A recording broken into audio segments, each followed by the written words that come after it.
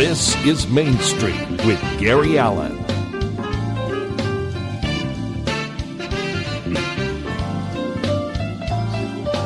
Now, here's Gary.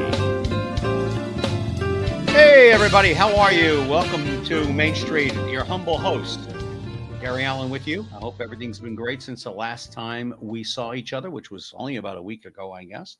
Hope things are well in your world. I know they're darn good in mine. It's sunny and about 84 degrees where I am at the particular moment. We have got a great show for you today. A little premiere of next week's show. Dave Lamont and Jeff DeForest are joining us.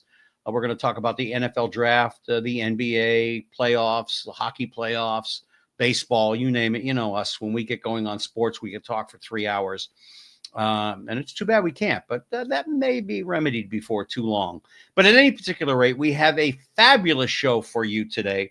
We have a young lady who I've been trying to get on the program, and she's very, very busy. This woman is busier than a one-eyed man in a burlesque house. I want to tell you, that's how busy she is. Her name is Holly Faris. She's an impersonator, an actress, a singer, a comedian, a writer, a producer, and she does such great impressions as Joan Rivers, Tina Turner, Cher, Marilyn Monroe, and many, many others. And you can catch her on hollyfaris.com. Without further ado, would you please bring up Miss Holly Faris? Hello. Hello, hello, hello. How are you? I'm good, thank you. Also in sunny Florida. Where are you in sunny Florida? Boynton Beach. Oh, yes, the Boynton Beach. Yes, fantastic, I spent him up there one night with Yoko, it was one of those things, Anyway, welcome to the program. We've been trying to get you on for a while, but always some kind of a conflict or another. But now we finally have you. And as my mother used to say to my dad, it's nice to be had once in a while. There you go. Well, he wasn't around much. He was an airline pilot, so he is what he is. Holly, when catch him on the fly? I don't know. Basic, hey, lady, Claveman, like it shouldn't be. I actually witnessed Jerry Lewis up close and in person in a movie that I was working as a stagehand, behind the scenes in a PA, hardly working. And then I got to see him in Las Vegas when I was living out there, getting ready for the telethon. And I wouldn't wish him on anybody. I've heard that. He was in Atlantic City a lot. Talent, when the people are talented, the more talented, the more, let's just say unique their personalities are. Yeah, except I found it a little, in with that, the more talented they are and the more success they have, the more secure they are. And they don't necessarily like, one of my favorite all-time classic kind of movies, musical is 1776. And to a certain extent, I've gotten to meet everybody that was in that movie, just about, not everyone. A couple of the men died before I was old enough to figure things out. But I worked with William Daniels on St. Elsewhere. And I would even go on the days I wasn't on the call sheet to go in and watch him work and watch other actors work because I was starting out and I wanted to watch and I wanted to learn. And then the final day that I was on set, I walked out with William at the end of the day and I said, Mr. Daniels, I have learned more from you in these last 3 weeks and most of this season that I worked on the show than I ever did from any acting teacher. And he looked at me and he got to know Bill Daniels and he looked at me and he said, of course you did, my boy. You're watching the best. And you had to know Bill Daniels. God bless him. He's still with us. Holly, was show business always on your mind when you were a youngster? That's all I thought about. Eat, slept, drank. We used to have I grew up in a little housing development that we had sewers. Okay. We had a little round slab in the background. That was my stage. And I say my act has been going in the toilet ever since. So I used to, 4 or 5 years old, I was up there strutting on my little cement stage, Anytime anyone would pay attention to me, I used to get hit for it. Now I get paid for it. So always disruptive. Or as my uncle used to say, when the refrigerator opens, you're good for 10. There you go. But did you know specifically you wanted to sing, dance, whatever, act, or all of the above?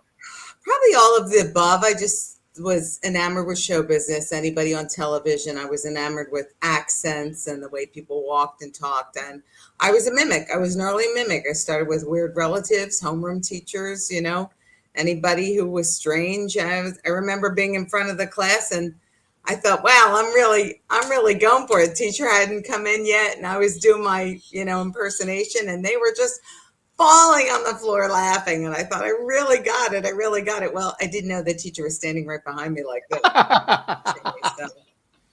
I started out, my mom came home one day. She was an interior decorator with you remember the old Von Meter albums of the first family, the Kennedy family? Yeah, I think I remember hearing this was the guy who did Kennedy. Yeah. Yeah. And then, of course, when Kennedy died, so did his act. But I started doing impersonations that way, and impersonations of kids like you in school, teachers, etc. And often, if there was 10 minutes left in the hour and there was nothing going on, the teachers would say, Gary, come up and do a couple of minutes, come up and do a couple of minutes. And, finally, one of them said, it's not fair. His uncle's a big time comedian on Miami Beach, for God's sakes. He gets all this stuff. And, yeah, but he doesn't do the dirty stuff here, because my Uncle Tubby was a blue comic. He was Your Uncle Tubby? Tubby Boots. From Maryland? Yeah. Baltimore? Yeah. I knew Tubby. Yeah, I was. I oh was. My God, he did the aprons. Yes. As a matter of fact, you can go on YouTube and see a lot of his. I don't have to. I've been to so many of his shows, and I knew him right before he died. I met him. Yes.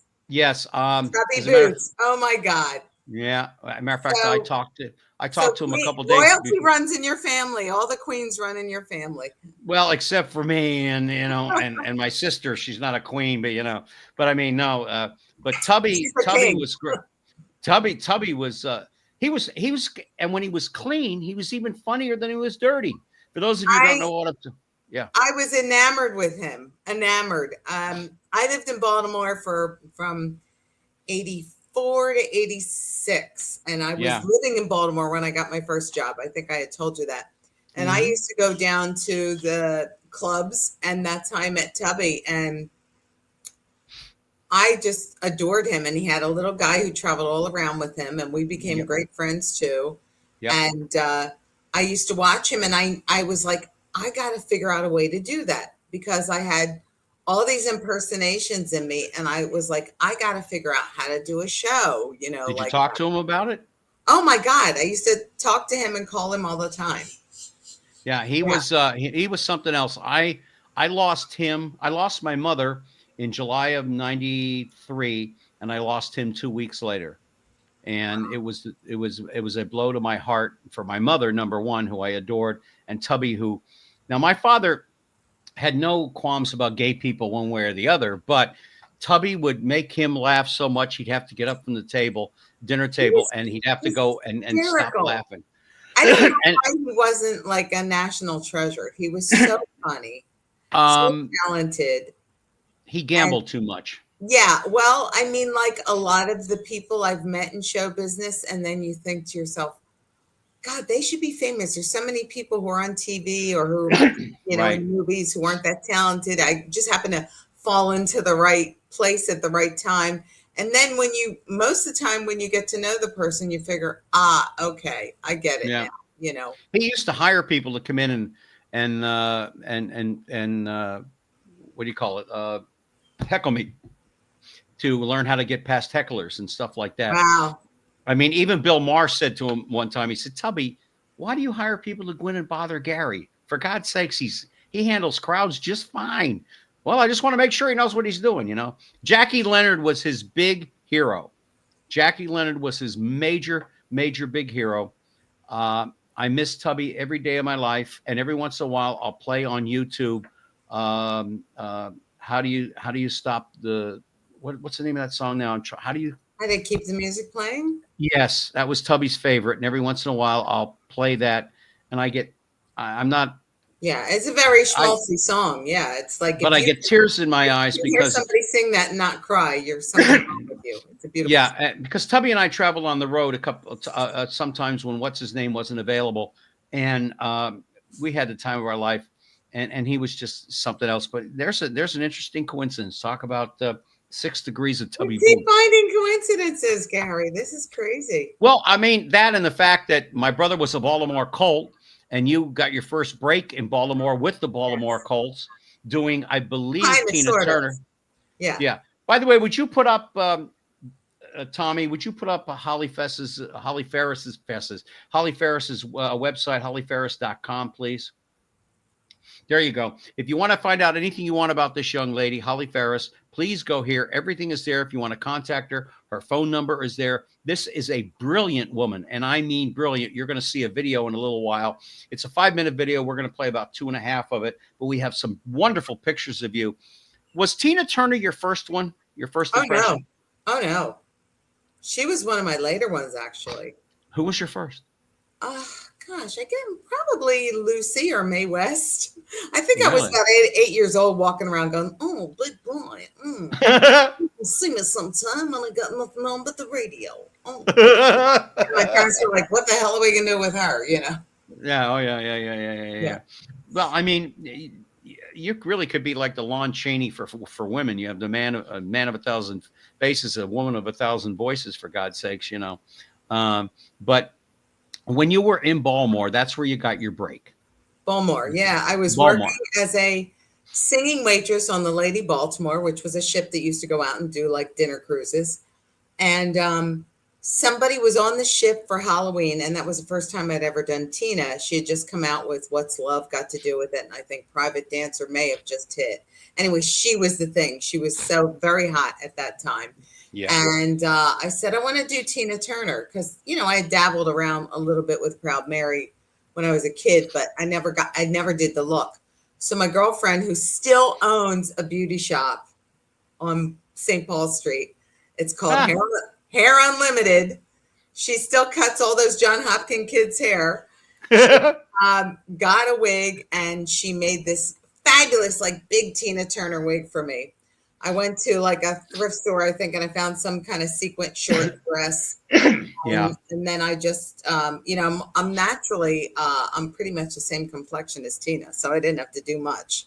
I'm, you know, living in Florida. I'm very dark complected and olive complected anyway. Yeah. So I just kind of, you know, did it up and walked on stage, and I was like, you know, sometimes you want to hear me do something nice and easy. And then I would just, and then the band was like playing like, and we're bold, and they were doing the background, and I just started doing Proud Mary. And on a whim, you know, I just got the guys up. They became my I-Gets. We started shimming, you know, and that's how Tina was born. But somebody in the audience worked for Crabs, which was the comedy show on Maryland Public Television. And they said, you know, I just wrote a parody, and I've been looking for a Tina Turner impersonator. And it's called We Don't Need Another Stadium, because they wanted to tear down the stadium and build a new stadium. And all, because it was so historical and everything, nobody wanted this old stadium torn down, which they wound up, you know, keeping or doing something with. I'm not sure. They eventually tore it down. It was the most dilapidated stadium next to the Orange Bowl. You know? But I think like everybody was against it for whatever reason. Well, yeah, I guess because of the historical, you know, I don't know. Anyway, so they had me as Tina singing with the stadium in the background, Johnny Unitas, the Colts playing in the background. They had all this footage from the stadium. And I was like, we don't need another stadium. Now, was Johnny Unitas and the team there, or was it a video behind you? It was all video. It was all video behind me. Okay. Yeah, with the stadium. And that clip showed on Maryland Public Television, and some guys who were casting a show in Aruba happened to be in Baltimore, and were channel surfing, and we're looking for a Tina to cast in Aruba. I went on a 2-month contract. I told them, I said, I also do Joan Rivers, and I'm working on Bette Midler, and I do this one and that one. I don't think I had done Cher yet. So they cast me in this show in Aruba. It was my first ever professional job. Wow. And I went on a 2-month contract, and I stayed for 2 years. Wow. When I left, I had a dog, a car, a house, everything but a husband. So. And you got that now. I got that now. Well, three's a charm. So yeah. And yeah, it was a great experience. I recorded a couple records in Papiamento, the local language. When you got out of the airport, my picture was there as Tina, this giant picture, to come to our show. The theater that I worked at isn't even there anymore, but it was a great experience. And yeah, I have Tommy, bring up that picture of Tina Turner, please. I can't remember. I think it's the first one or the second one or something. There you go. There you go. There you are as Tina, darling. There I am. Yeah, you're a dead ringer for every one of the women you do. You're a dead ringer. You really are. Thank you. Frank Gorshin gave me the best advice. He said, when you get older, because when I was opening for him, I was only in my 30s, and he goes, but when you get older, you're going to be probably pressured to get your face done. And he said, don't. He said, you will never be able to move your face like you do, because he did the same thing. Yeah. And so I haven't had any work done on my face, despite the fact that I get migraines and I could have gotten Botox for free. So, it's like so tempting. Holly, there's no reason for you to do anything. You're a beautiful woman, Well, thank you, darling.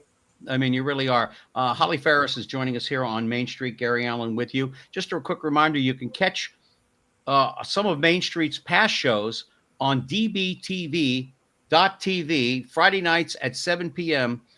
Eastern Time. That's a streaming network out of Philadelphia, which is Eastern Pennsylvania. And it's a great network. We're getting a lot of views, and I appreciate it. And I want to thank everybody out there. But Main Street is on dbtv.tv Tuesday nights at 7 p.m. with some of my past interviews, like Stephanie Powers and Don Most. And I think I got Henry Winkler coming up here in the not too distant future. So we'll see. We're working on a date for him. At any particular rate, you have also you traveled the world on cruise ships and stuff to Greece and Italy and places like that. Greece is my parents' home country. That's where they were born. Do you speak any Greek? No, I love the Greek food. Now here's they would say. Now here's the weird part. My brother Greg is a Greek Orthodox bishop in Boston. Wow. Oh yeah, he's the youngest in the United States. He's 46 years old. And I love him to death. As a matter of fact, I got to speak to him before too long here in the next couple of weeks. But this week is Easter week and everything else like that. Your Easter is a week later than yes. The regular. But for me, although I'm Christian by my own choice, the funny story real quick about that is that he's been to the Vatican several times. He's met the Pope numerous times. And I said, when you meet the Pope, do you ask him to bless the family and everything? He said, Gary, I'm in such awe, I even forget I have a family. It's like the first time I met Frank Sinatra when I was like 11 years old through Tubby, and at the Fontainebleau Hotel. I was like, yeah, and that was Dean Martin was there, and so was Sammy. So I got to meet all these people. Well, through Tubby, I got to meet an awful lot of people, and because of Tubby, I got to open for Tom Jones for a while. And then came Engelbert and a few other people that I opened for, along with every other comedian that's ever existed, as opened for these guys, except for Tom Dreesen, my buddy, and Johnny Dark, who opened for them probably the longest, 10, 15 years. But have you ever met any of the women you've impersonated? Well, the one who I've met numerous times is Joan Rivers. Yeah. And Joan is lovely, and anyone who knew her will tell you she's lovely. I met her for the first time in the early 90s when I was on her show with 4 female impersonators, and I was the only woman. Mm-hmm. And we were all backstage getting ready, and it was like, I think 5 minutes to showtime. She and I were ready, and they were all running around their size 4 Norma Kamalis, and I looked at her and I said, you know what, Joan, you and I are the butchest ones here. and she, you're so funny. Who writes your material? I said, I do. And she said, call my girl. I buy jokes, and at that time I had to give a VHS tape to get okay to be on the show. Mm-hmm. And I went to Atlantic City and I saw her, and a couple of my jokes were in her act. I was like, hey, Flattery is this, imitation is the sincerest form of flattery. Please, Joan, take my jokes, please, Oh But yeah, then I I found mean, out yeah. she paid $10 a joke, and I was like, I need him more than her, Yeah, So I mean, Jay Leno used to take jokes from people. yeah, He would sit at the Improv. We'd all sit there and writing jokes. Robin Williams' famous line from Good Morning Vietnam: "What does 3 up and 3 down look to you, Airman?" End of an inning. That came from Robert Wall. right, Because right. because Robin didn't know sports to hit anybody with. You also portrayed Joan in Celebrity Ghost Stories, Yes. and I think Celebrity let's Apprentice yes, you were on The Apprentice, which we twice. will. Yes, and that had to be an experience and a half, wasn't it? Oh yeah, it was. The first time I was on Celebrity Apprentice, I was Cher. That's when she won. She had like her task was to have a big party and she had all impersonators. And I Hmm. I complimented her on her ring and she took it off her finger and gave it to me. Of course it was more like here. So Oh but yeah. yeah, but Oh, I wear her ring all the time. I don't go on stage without wearing her ring, no matter who I'm impersonating. It's kind of like my talisman, I feel like she's yeah, always with me. She yeah. was so kind and so giving. I mean, just a mensch, Yes, really and was. that's the thing. As we were saying at the top of the show, Holly, Yes. that show business people are not all these selfish. The secure ones, and usually the ones who should be that way aren't, and vice versa. I have a dear friend of mine who I've known for 30 years. He's on The Young and the Restless, and he plays Victor Newman. And he and I have been friends for a very long time because he plays soccer, and I like to watch the game of soccer. And he says, Gary, the kids that are coming on today compared to when you auditioned for Y&R way back when you were here, uh, come with like 4 pages of accomplishments on stage, on videos, on this, on that. He said, when you came in, you had like 1 page with a couple of things on it because you hadn't done that much, except you were with the Groundlings and you were a stand-up comic at the Improv, and that was pretty much about it. But nowadays they're coming in. But he said, and they're also coming in with attitudes like the world owes them something. It's, it's a different generation. Yeah, I mean, it Generation has really their stick. the best advice I ever got, which was kind of from Tubby, but it was also from others, and it's kind of a cliche, but it's truthful. It's a lot easier to be nice than it is to be mean because at some point you're going to meet those people again, Same and maybe people, you're not. yeah, as you do going up is coming down. Yeah, sure. Yeah, you definitely are. Has there ever been an impersonation that you wanted to do? Because there have been for me voice impressions that I've wanted to do that I just wasn't able to get to You that know that what I pitch. find is if I can't get somebody, I listen to somebody impersonate them and I don't copy it, but I hear what they're doing. See, impersonators don't have a good voice. We have a different ear. Yeah, So we hear the things that other people don't hear. Like, for instance, Joan Rivers, the thing I hear is that roughness in her voice, and that's how I'm able to do her. yeah, I was for the longest time I was trying to do Lily Tomlin. Gracious, good afternoon. Is this a partner's your name speaking? You know, yeah, the Ernestine character. I heard somebody do it, and I was like, oh, I see what they're doing. yeah, Okay, that's what I'm getting wrong. And then I was able to kind of follow suit.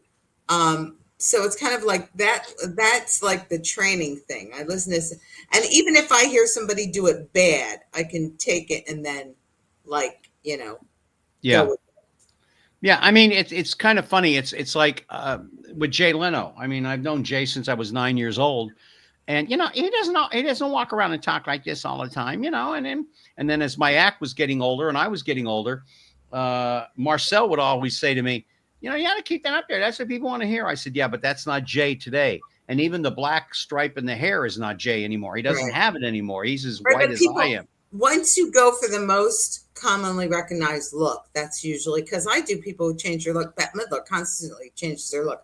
I'm Yeah, still doing her look from the 90s because that's what people recognize her from. yeah, yeah, But, yeah. and Marcel, I really miss Marcel. He was a fan. He was he was Last a time heck I of a worked guy. with him, he was doing Trump. Yeah, yeah. I He was did Hillary and he was Trump. That was the last time I worked with him. speaking of vice presidents and things like that, Yeah. you do a Camilla.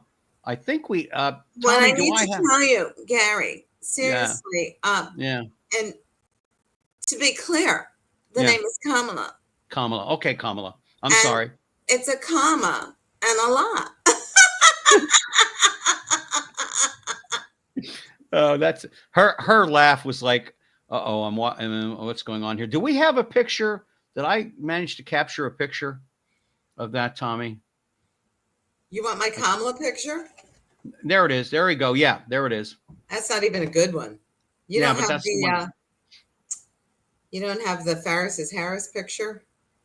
No, That's the one where people say to me, "That's not you," and I'm like, it is." yeah, yeah. I don't know if I could show it to you from my phone. But you also do a Hillary Clinton, which there's an interesting story about a backstory on that. You were all set up with a whole lot of gigs, and then she lost. Can you? Yeah, there see you that? go. Oh yeah, with the flag behind you. Yeah, that's cool. Yeah. Yeah, yeah. Well, But the same thing happened in 2024. You know, I mean, yeah, I yeah. don't know. I almost wish that it seems like every female candidate I can impersonate, but it's like I put the bad mojo on them. I don't know. But No, it was just a we're rough backward. situation. We're a backward country. Yeah. Yeah, it was just a bad India, for situation. God's sake, had a female prime minister. Come on. Well, I don't know. It's the machoism of this country. I can't figure it out. Holly Faris is our guest here on Main Street. Gary Allen with you. And we're going to change the subject HollyFaris.com. right away. Huh? And What's we're that? going to change the subject right away. Yeah. No, I mean, no, it's just a bad situation in this country. It really is. HollyFaris.com. You can find out everything you want about her. Also, too, would you please put up, Tommy, she's got an upcoming show coming up. I believe it's the last picture I sent to you. There you go. Oh, yeah. Talk about your cruising with the crooners. Well, you know, Tony Sands is a phenomenal. He's one you should have on your show. The most amazing Sinatra impersonator. I watched this guy like put away like almost a whole pizza before a show, and then he effortlessly goes out there and just does like an hour and a half of Sinatra flawlessly. I'm like, I can't eat the whole day when I perform, you know, and then I'm gorging at midnight, you know. But yeah. He's amazing, and Tony has helped me so much. He's had me open for him so many times, which is open the door in a lot of theaters when they're like, "Hey, you're really great." And I'm like, "Hey, I do a one-woman show. Hire me here."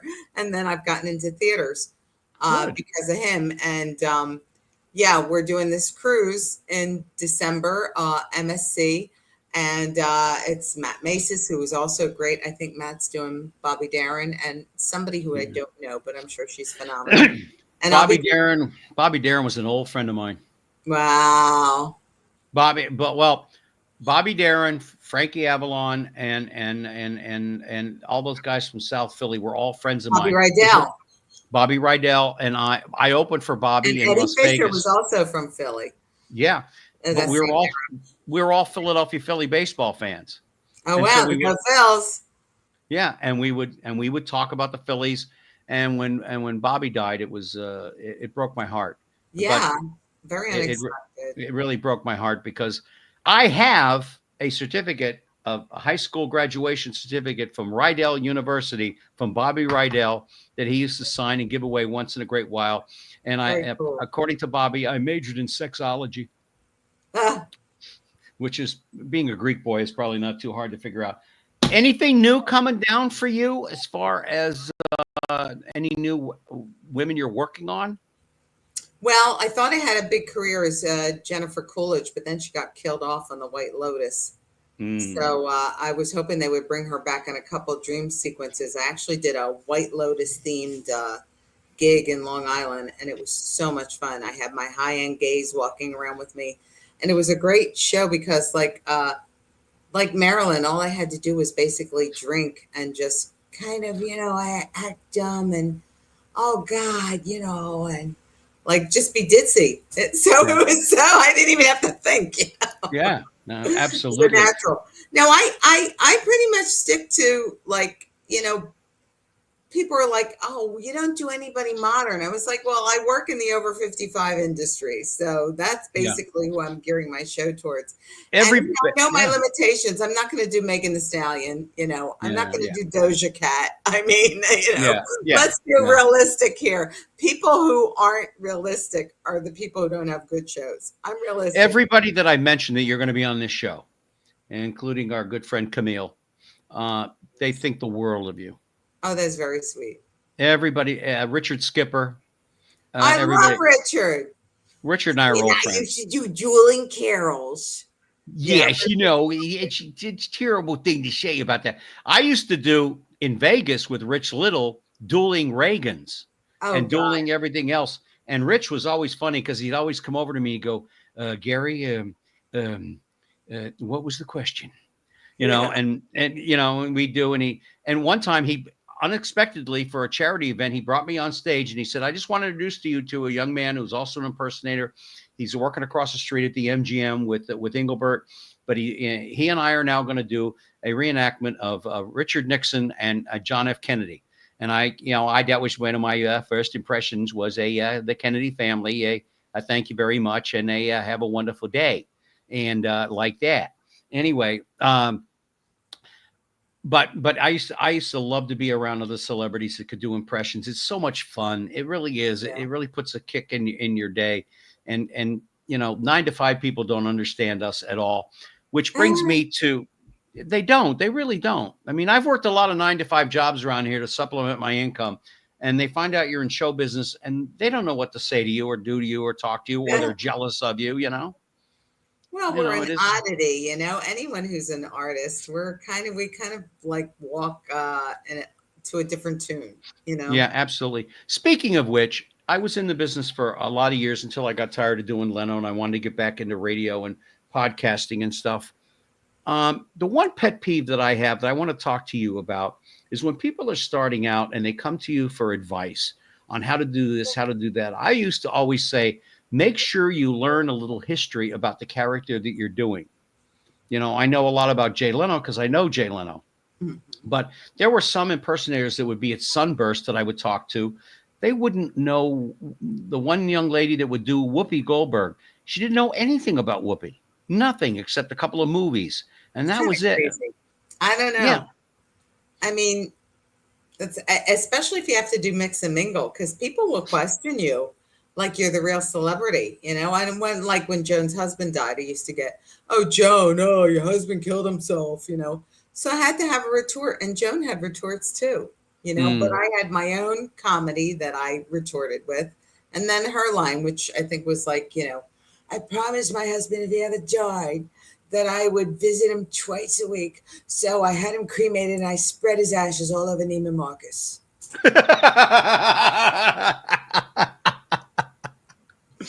Oh God, yes. But people will always say weird shit to you, and you have Yeah. to be able to converse with them. See, that's the thing. Like people, I know people in the industry who are dead ringers. And whenever someone calls me and says, I want a couple celebrities as walk around, they don't have to perform, just walk around. I may not give you the dead ringer. I may give you somebody who is engaging, who has personality, who's going to make you laugh. I mean, I'm not going to mention any names, but there are lookalikes who kind of just stand there and smile, and they have no Yeah. shtick. Yeah. They have no Yeah. shtick. Yeah. Or they have one line, like from a movie. Yeah. Well, give me shtick. If you're not going to entertain me, you shouldn't be a mix. You shouldn't be a mix and mingle character. If you're No, not you shouldn't. engaging me in something, and Yeah. and conversing with me. And then I've had other lookalikes who say, yeah, well, my day job, I'm an auto mechanic. And, and they go out of character. I'm sorry, if you're wearing the wig and you're wearing the costume, from Yeah. that time you hit the floor until you leave, you were that character. You don't give people your Yep. real name. Yeah, if your mindset is not that you're that character, you're never going to make it in the business. Exactly. Tommy, let's take a look at Holly's the movie of some of the people that she does. Let's give us about 2.5 minutes of that, please. because I want people to really see you at your best, which you always are, and always will be. I guess Tommy's getting that going. I sent it to him. I got it off your website. Tommy, Can you hear me? yeah, absolutely. But that always used to drive me crazy. The people. Oh, here we go. All right, there we go. Hello, I am so glad to be here. What in Miami? Have you been in Miami? I couldn't believe how all of the people were. There's a guy in the front row sitting next to his widow. Prince Charles with those jumbo ears, he could hang glide over Westminster Abbey. Oh my God, he was married to the most beautiful woman in the world, and then he went and cheated on her with his polo horse. Oh please, oh please. What was your favorite part? Joan. Joan? Joan, yeah, Would you recommend Yeah. the show? Oh yeah. Oh Big gosh, time. Yeah, it was wonderful. wonderful. I Thank think you. my husband would have loved it too. No matter how hard I try.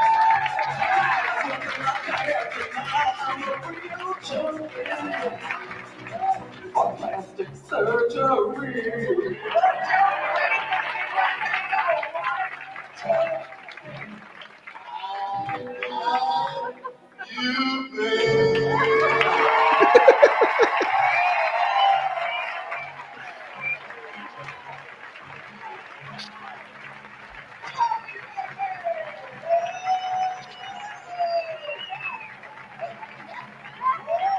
Great show, great What was show. your favorite part? My husband being on stage was my favorite part. How you doing, kids? Turning the legs and great big knockers. And that's what sells those tickets at the door. The doctor says I have a constitution of a 25-year-old woman. Well, says Ernie, did he say anything about your 80-year-old ass? No, says I. Your name never came up. What's that boogie woogie beautiful boy got a name? This goes out to the Marines, the Army, the Navy, the Air Force, the Coast Guard, the Reserve, and to those of us who aren't so reserved, we thank you for your service. That's cool. Yeah. Eliza.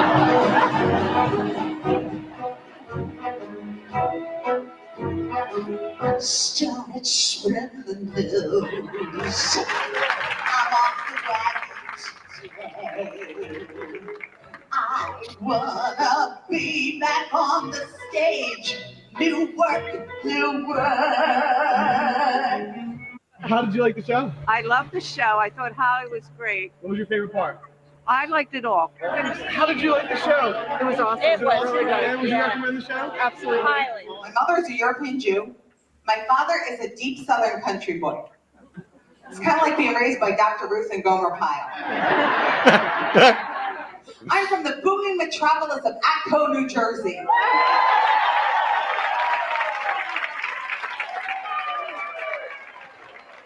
Oh my God, I gotta ride home. Do you realize if I was alive today, I'd be 93 years old? I'd probably look just like Joan Rivers. Oh, that was wonderful. That was wonderful. I hate to watch myself. Why? I always did. Always did. You know, then I don't feel so bad because when I see some of these people on film, you know, when they say, have you seen your, like, no, I didn't watch it. I don't watch myself. So I guess they Yeah. wait for the reviews. Yeah. Yeah. I would, if I did Hill Street Blues or St. Elsewhere, my mom and dad would know it, but I never would watch it. My wife would watch it. But I didn't. And she said, "Why don't you watch it?" I said, "Because I was there. I did it. You know, I'll No. go think over to the Empire. If we saw what in ourselves, if other people saw what we see, we wouldn't be famous. I mean, I don't, you know, like I'm like, hey, people pay me to do this, great. I don't see it, but they want to pay me to do it, fine. How did you, we talked about him earlier. How did you get connected up with Frank Gorshin? I was working at the Sands in Atlantic City as a roving character. I just left my husband and I was living in my parents' basement. So I was like, I need work. Yeah. So a friend of mine got me a job as a roving character throughout the casino. And I met him in the elevator. I was doing Carmen Miranda. And he approached me and said he needed an opening act. And that was it. I said, well, he said, I'll give you a try. Let's see how it works. And then, I actually taught him how to do George Burns and suggested to his agent, did you know Larry Spellman? Larry Spellman out in California was Frank's agent. Yes. Okay, so you knew Larry. And I kept saying to Larry, you got to get him a job. Truman Capote had just won for True. He just won the Tony. I said, the Helen Hayes Theater, they're doing all these one-person shows. George Burns had just died. I said, I taught him how to do George Burns because I was like, I want you to come out on stage with me when I do Gracie. And he wasn't opposed to coming out before he actually came on. I said, it'll make people crazy because they're waiting to see you, not me. And it'll make them crazy if, because I used to do George and Gracie, do both voices in my act. I said, but if you came out and did George, people would go nuts because they wouldn't expect it. So I basically taught him how to do George Burns. Yes. Yeah. And he ran with it. And they put prosthesis on him, like for a movie we did. I was like, why? He could just do his face and be George, which is what he did on Broadway. Yeah. So, I was the original voice for Gracie, but let's not get into that because I'm still pissed at him for what he did. Well, he's long gone. My wife met me at the Improv, and her name was Grace. And the only reason I think she ever married me was because she wanted to be called Gracie Allen. I think that's the only reason. That's so funny. I really do, because it was. I loved her, and she's gone now. She's been gone a long time. We were divorced. She was something else. She was something else. But you had a lot to do with the film that you did with him about George Burns. You had a lot of the writing and producing of that particular program. We went into it was with Rupert Holmes, who wrote the Pina Colada song. And he had also won the Tony for Dorian Gray. And so he wrote the screenplay, and he was up for a Tony for it. And he let me read the screenplay, and I was like, there's so many good Gracie lines. Why are you using this one? I would use this one, and I would use that one instead, and I did basically a lot of the Gracie stuff. Yeah, I used to watch that show when I was a kid. Thank you, which was my writing credit. I used to watch that show when I was a kid. It was, and then I got to meet George in L.A. once. Tubby was out there, and he took me with him to L.A. And while we were there, we had dinner with the Martin family, Dean and his family, and everything. And I got to meet. I also got to meet Truman Capote, who was. And when I would go on stage, all I would do for Truman Capote was go, well, and that was it. Everybody knew. Everybody That's all knew. you needed to do. That's Just all like you needed. Gorshin used to turn around on Ed Sullivan, and just with his facial expression, he was James Dean. Yeah, it was amazing. Just turn around. That's not the only film you ever did, though. I mean, you were in All Shook Up. I did a couple that went straight to video. Graceland, Road to Graceland with Bridget Fonda and Harvey Keitel. Yeah. And nothing monumental. But I got my SAG card, and I still get to vote every year, and I get to watch all the movies. So I haven't. Let's see. I don't care. I have a SAG card, and anybody's welcome to it if you're out there and you want it. Holly Faris is our. Me too. Anybody. I mean, you can always eat at Sardi's for off the menu. The actors menu. So I mean, it's got its perks. It does. Holly Faris is our guest here on Main Street with Gary Allen, and she's a delightful entertainer. You name it, she does it. Go to hollyfaris.com. You can find out all you want about this young lady. And if you want to book her, the phone number is there. She's fantastic. She's incredible. She's beautiful to look at, even without all the mushy gosh going on and all the other stuff. She's a beautiful lady. Just ask her husband. He threw me $20. He said, no, praise her up a little bit, would you? So Only 20? Oh God. Huh? It's come to that, only 20? Yeah, well, I mean, when you need to work, you need to work. It's like my father used to say, when you're an airline pilot and you're out of work, you're out of work. I mean, there's not a lot of places you can go. Well, the same thing for me as a broadcaster. When I'm out of work, I'm out of work. I mean, there's not a lot of places. On Off-Broadway, you starred in Queen of the Silver Screen, where you portrayed Mae West. And also you did a number of TV shows like One Life to Live, a soap opera. What was that like on the soap? How did you get that? It came through an agent, and I had a walk on as Cher. That'd be fun. Yeah. Was that the one with what's her name that was up every year for the best actress and didn't win? The one who never won. Yeah. Yeah, Erica. I can't remember her name. There was a rumor that she was Phyllis Diller's daughter, but that was not true. No. Yeah. No, she didn't look anything like Phyllis in any way, shape, or form. How did you enjoy portraying Mae West? Oh, well, it was one of my first impersonations, and I love the fact that somebody else was doing my makeup, and that it was uncanny. The makeup was uncanny. It was amazing, and Frank was also in that film. Yeah. And he was doing George Burns, but she was like a natural for me because I've been doing her for so long. Yeah. It's a shame nobody knows who these people are now. No, they really don't. I mean, I mentioned to somebody a while ago back about the movie Caddyshack, which was on over the weekend, which I love. It was done in Fort Lauderdale at the Country Club, which was right in front of, as you come in for a landing at Fort Lauderdale Airport. It's right there. You fly over it on the way, and they didn't get a license to blow up the golf course. And airline pilots are, hey, what's going on down there? They're blowing up this place. And they had to stop filming till they could get their permits. But it was a funny movie to do. But no, these kids don't know that.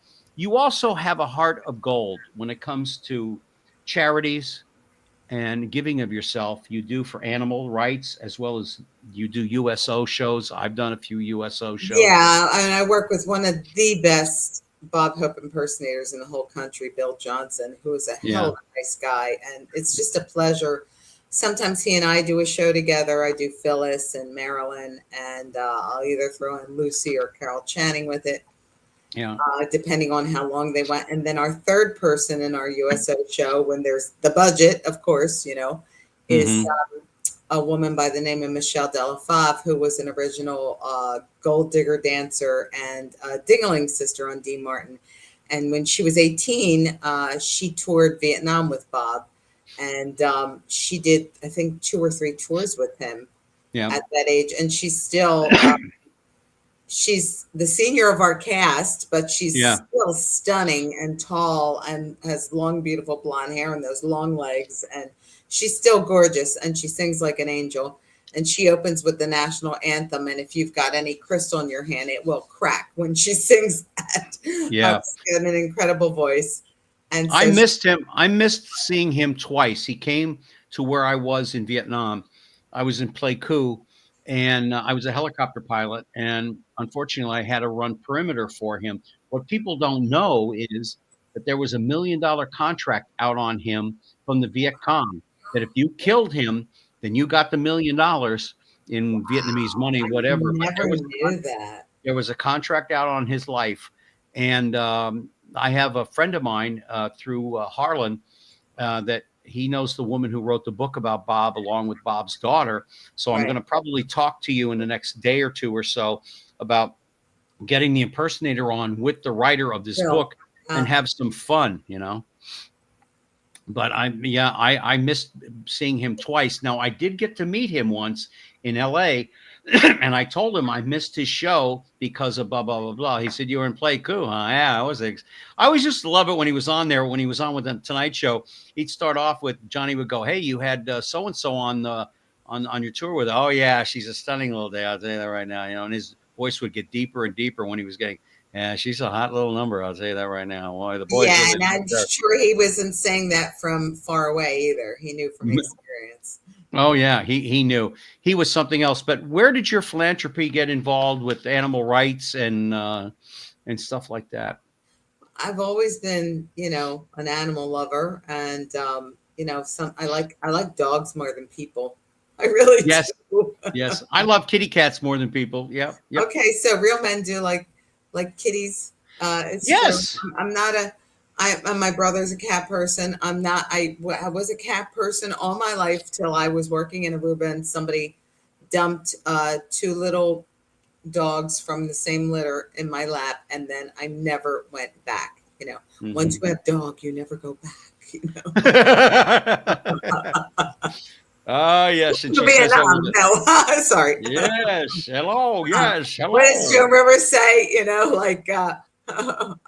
don't want to say it. It's not PC. Well, that's all right. I mean, this show isn't all PC.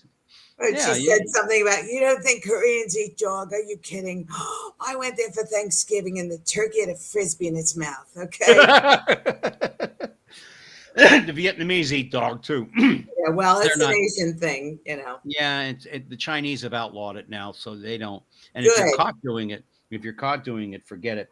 You have written your one-woman show how many times over? By the way, would Tommy put up the little thing there where Holly Faris does all the different? I think it's the number one that I sent to you. I want people to see the because this is what's going to be on the internet. Holly Faris with Joan Rivers and friends. How long does it take when you begin to rewrite your show? How long does it take you to rewrite each act? It depends. It depends on what I'm going for, how long the show is.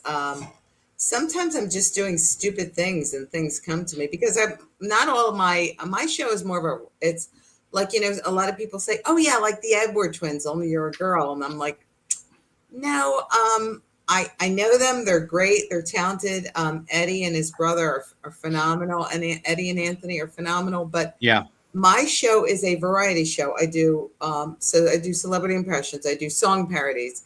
I do stand-up comedy and some audience participation. But my own comedy as a stand-up comic is a good portion of my show. And within that, I do some parodies, and sometimes it's just like anything. You'll be doing something in everyday life, and then you just a song comes to your head and you twist it around, Yeah. And there you go. You've got a song. You go home and you write it, Yep. Exactly. I mean, but you are so super, super, super talented. Before we go, and we've only got a couple of minutes left, when you look back on your career from when you were a little girl standing on that in the backyard and singing and dancing and when you would open up the refrigerator and you were good for a couple of minutes each time. Did you entertain at Thanksgiving time around the table, by the way? Oh yeah. I would imagine you had to. Yeah. My parents gave me no encouragement whatsoever, and probably Really? because none whatsoever. Get a job, get married. You'll never make a living doing this. And then, Please. like 20 years later was like, can you spot me at 20? But I mean, they never thought, and thank God I was always rebellious. So in essence, I really have to thank them because I think they did the best thing they could have. I think if they encouraged me, I probably would have been like, nah, I want to be an accountant. I want to work at the DMV. Real quick, my dad used to say, why are you doing all those impressions? There's not going to get you anywhere. Tubby, Is that going to get him anywhere? And Tubby would say, Chet, you'd be surprised. And you were lucky you had Tubby in your life. Oh, I had nothing but like discouragement. You can't sing. I was a. Oh, I can't sing. I can't sing. I can't dance. I mean, I got 2 left feet and I can't really sing, but I can do this, that, and the other. So if you were to go back to that little girl from where you are now, what advice would you give that little girl about growing up in the business and the pitfalls to look out for? keep going and don't listen to what any bastard tells you. You know in your Yeah. heart what you've got. You know what you have to do. Because I knew. I kept winning talent shows when I was a waitress at the Yeah. casinos. And then Yeah. Steve Wynn made it illegal for you to win more than once. Because I kept winning every year, you know, when I win the talent I shows. worked for Steve Wynn. I know Steve Wynn. I'm not a big fan anymore of his Me after either. working for him. You know, it really isn't. She is Holly Faris. She is lovely. She is talented. She is beautiful. She is kind, considerate. And if she ever needs a Jay Leno, I'll come out of retirement and do the Jay Leno Yay. for her. Okay. Although nobody really wants Jay Leno much anymore. They really don't. But she You is so car dealers do. You know what? Car dealers do.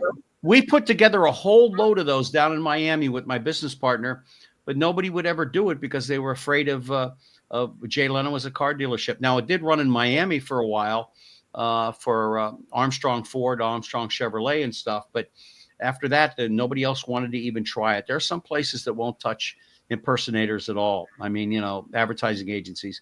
But Holly, thank you so much. We've run out of Pleasure. time.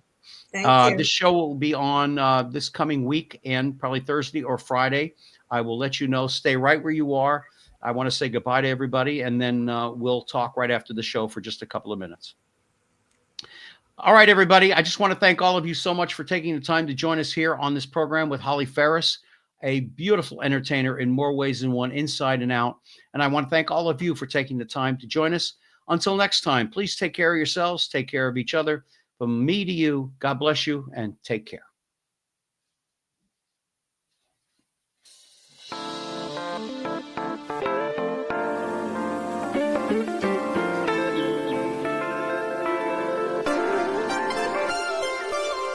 This is Main Street